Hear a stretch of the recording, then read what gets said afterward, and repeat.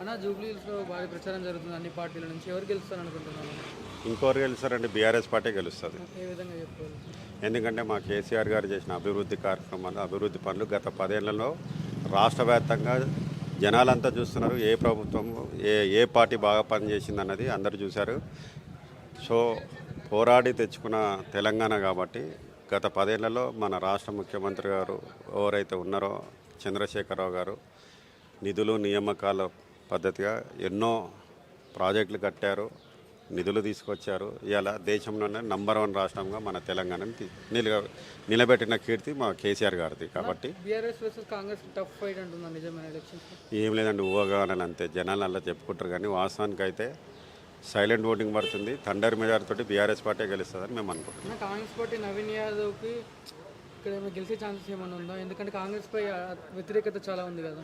మొన్నటి వరకు ఇంత అంత ఉందనుకున్నాం కానీ ఇప్పుడైతే డిపాజిట్ కూడా వచ్చే పరిస్థితి లేదంటే కాంగ్రెస్ పార్టీకి. ఎందుకంటే ఎప్పుడైతే అజారుద్దీన్ గారు సీన్ పైకి తీసుకొచ్చే మంత్రి పదవి అని అంటున్నారో, అంటే మైనార్టీలకు మంత్రి పదవి ఇస్తే హిందువులు క్రిస్టియన్ మైనార్టీలు అంతా ఏం కావాలండి?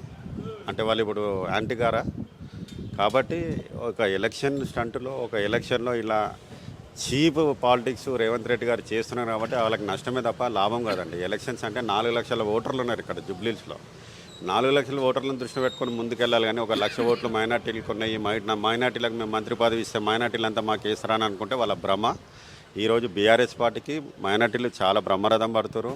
గత 10 ఏళ్లలో మేము మైనార్టీలకు ఇచ్చినా కానీ మైనార్టీ బంధు కానీ ఎన్నో స్కీములు, రంజాన్ కానీ, షాదీ ముబారక్ కానీ, రంజాన్ తోఫా కానీ ఇవన్నీ మన కేసీఆర్ గారు ఇచ్చారు. ఇప్పుడు ఈ ప్రభుత్వంలో ముఖ్యమంత్రి గారు ఏమి ఇచ్చారండి? అసలు మైనార్టీలకు ఏమి ఇచ్చారు ఇప్పటి వరకు? అంటే ఒక మంత్రి పదవి ఇస్తే అయిపోతుందండి? మంత్రి పదవి ఇస్తే సంతోషించే అజారుద్దీన్ కానీ మైనార్టీలు కాదు కదా, ఓటర్లు కాదు కదా. కాబట్టి దయచేసి మైనార్టీ ఓటర్లకు కూడా నేను ఒకటే చెప్తున్నాను, అజారుద్దీన్కి పదవి వచ్చినంత మాత్రాన మీకు ఒరిగేది ఏం లేదు.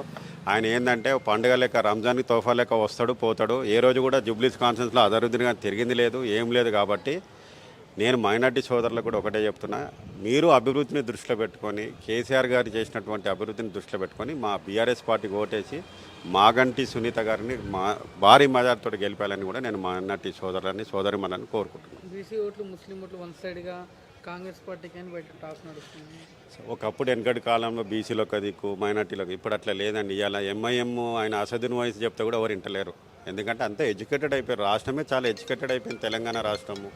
కాబట్టి చదువుకున్నోళ్ళు వాళ్ళు ఆలోచించి ఓట్లేస్తారు. చదువుకున్నోడు ఏదో డబ్బులకు ప్రబలపడి ఏదో ఎంఐఎం అసదుద్దీన్ ఓవైసీ ఏదో పిలిపించిండి వేయాలని అంటారు కానీ వాస్తవానికి ముస్లింలు కూడా చాలా చైతన్యవంతులు ఉన్నారు, చదువుకున్న వాళ్ళు ఉన్నారు. కాబట్టి వాళ్ళు కూడా మా బీఆర్ఎస్ వైపే ఉన్నారు, బీఆర్ఎస్కే ఓటేస్తారని మేము అనుకుంటున్నాం. ఒకవేళ కాంగ్రెస్ పార్టీ జూబ్లీహిల్స్లో గెలిస్తే ఎలాంటి అభివృద్ధి జరుగుతుంది? ఏముంటుందండి? ఇప్పుడు చూస్తున్నారు రౌడీజం తప్ప ఏముండదండి. ఒక మంచికి ఒక చెడుకు జరుగుతున్న సంఘర్షణ ఇది. మంచి అయితేనేమో మా మాగంటి సునీతక్క, చెడు ఏమో నవీన్ యాదవ్ గారు అండి. ఇప్పుడు ఈ ఎలక్షన్లోనే మేము ప్రచారంకి వెళ్తుంటేనే నిన్న మొన్న చూసిరు మీరు, గొడవలు అవుతున్నాయి. సో ఆ గొడవల ప్రభావం ఒక రౌడీ మెంటాలిటీకి రౌడీజం తప్ప ఇంకేముండదు. అభివృద్ధి ఎట్లా చేస్తానండి రౌడీ మెంటాలిటీ ఉన్నప్పుడు? సో అదే కాబట్టి ప్రజలను కూడా కోరుకున్నది ఒకటే, జూబ్లీస్ ప్రజలని మాగంటి సునీతక్కని భారీ మీదతో గెలిపాలని కోరుకుంటున్నాం. హైదరాబాద్లో బీఆర్ఎస్ హవా ముందులానే ఉందంటారా? హైదరాబాద్లో బీఆర్ఎస్ హవా ముందులానే ఉందంటారా? 100%. ఈ ఓటుతోటి మీకు తెలిసిపోతాయి కదా బీఆర్ఎస్ పార్టీ ఏ విధంగా గెలుస్తుందన్నది. ఈ ఓట్లతోటి ప్రజలంతా ఫెడప్ అయిపోయారు కాంగ్రెస్ పార్టీ నుంచి. కాబట్టి ఇలా కాంగ్రెస్ పార్టీని నమ్మే విధంగా లేరు, అదేవిధంగా బీజేపీని కూడా నమ్మేటట్లేరు. కేవలం ఒకే వ్యక్తిని నమ్ముతారు, అది మన రాష్ట్ర ముఖ్యమంత్రి, మాజీ ముఖ్యమంత్రి కేసీఆర్ గారు. మొత్తానికైతే ఇప్పుడు జూబ్లీహిల్స్ గడ్డ మీద ఎవరి జెండా ఎగరబోతుంది? బీఆర్ఎస్ జెండా థండర్ మెజార్టీ తోటి. ఓకే.